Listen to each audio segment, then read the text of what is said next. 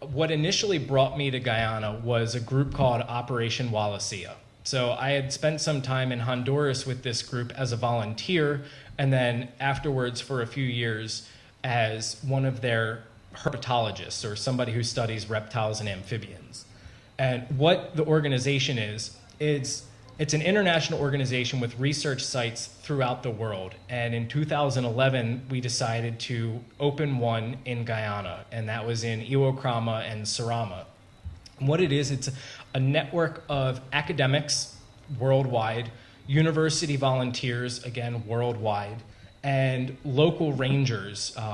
We have many from Iwo-Krama and Surama and a lot of the various villages in that area that work alongside each other to conduct biodiversity surveys of any number of different species. So while I was there overseeing the expedition and also surveying the reptiles and amphibians, we would survey birds, bats, large mammals, fish. So the idea is to provide very thorough inventories every single year, so that way we can have a long-term data set on the diversity and abundance of all the different species that we're studying.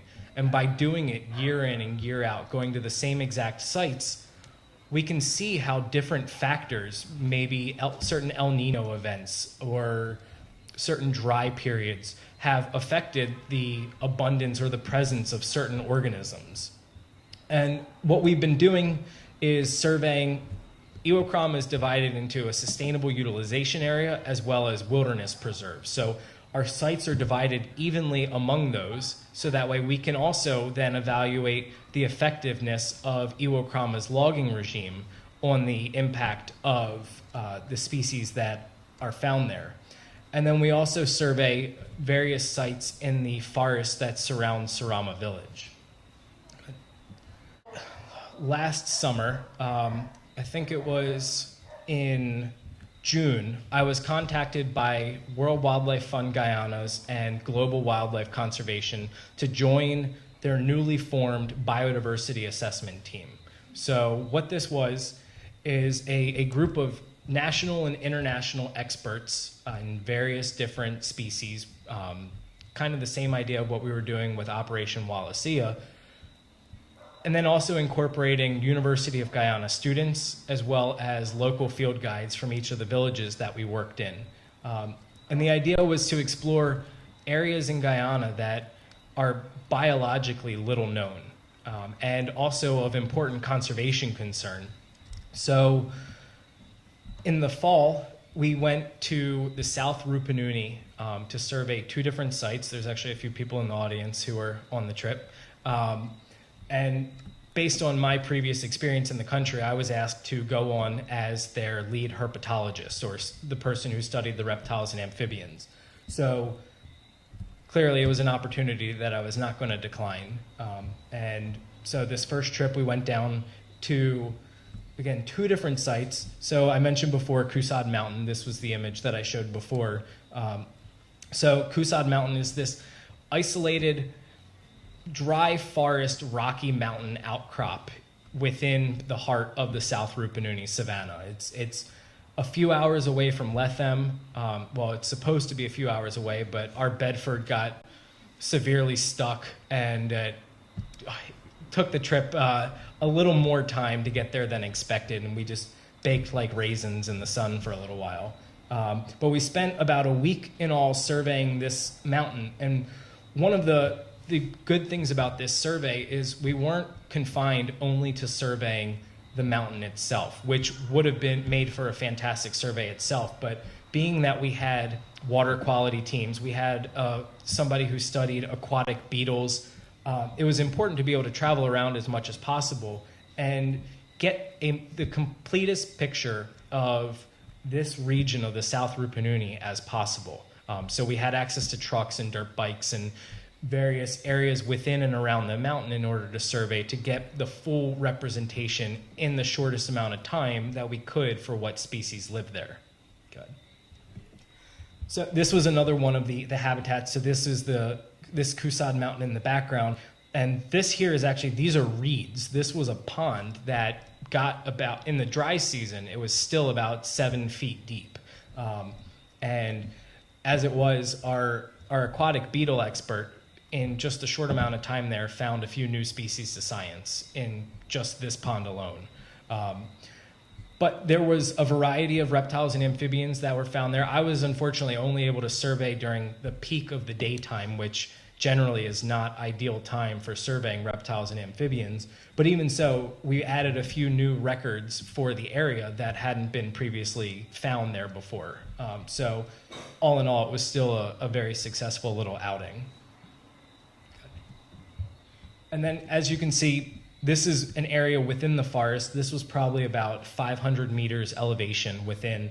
And while it isn't a full tropical rainforest like you might see in Iwokrama or the outskirts of the Pacaraimas elsewhere, it was still very, very vegetative. There was a lot of, we had a mix of tropical trees and tropical species, as well as some of the drier tolerant species.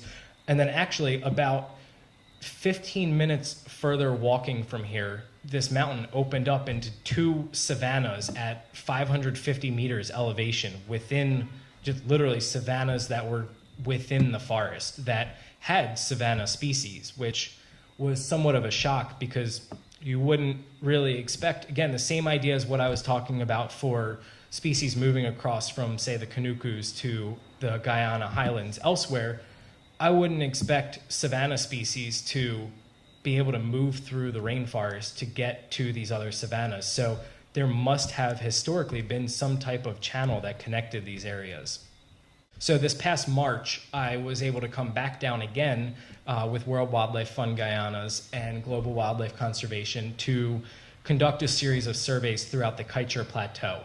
And unfortunately, I only had about a week and a half of field time that I could make it down here for, but in that time I found more species of reptiles and amphibians in one area than I've ever found before, and some incredibly unique species too, which I will touch on in a minute. So we had to fly into Kaieteur and then take a helicopter from there to Chinapao.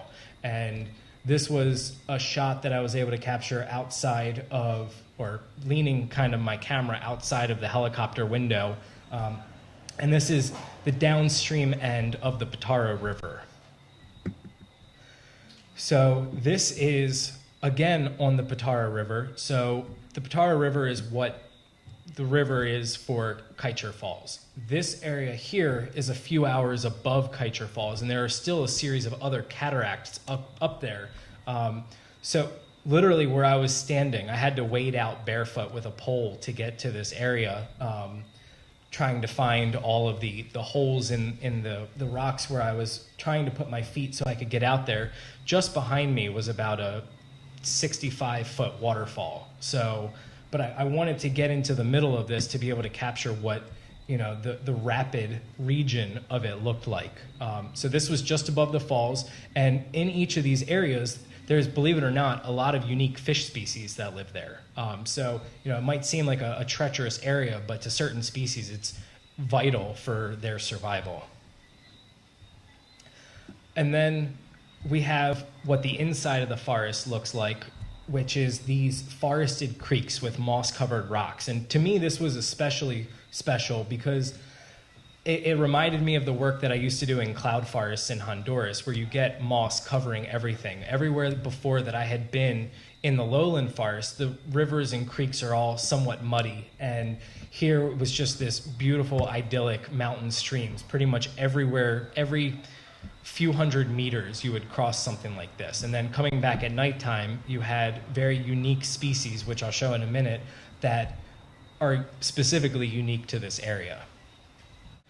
And with that, I've got my long list of acknowledgements that I'd like to make, and I apologize. I'm sure there's probably some folks and organizations that I've left off, but with that, I'd like to thank University of Mississippi, Operation Wallacea, Iwokrama International Center for tolerating me all those years, Sarama Eco Lodge, Cayman House, Dadanawa Ranch, which is where I'll be based for much of this summer's trip, the EPA, Protected Areas Commission, Ministry of Amerindian Affairs, World Wildlife Fund Guyanas, Global Wildlife Conservation, and of course, Moray House for allowing me to give this presentation.